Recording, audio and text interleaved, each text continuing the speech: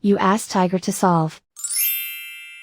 This deals with linear equations with one unknown. The final result is x equals -1. Let's solve it step by step.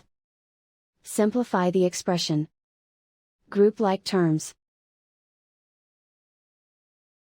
Simplify the arithmetic. Group all constants on the right side of the equation. Subtract 7 from both sides. Simplify the arithmetic.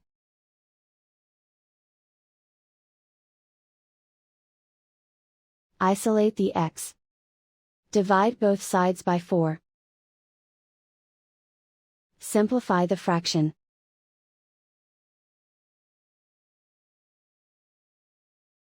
And so the final result is x equals -1.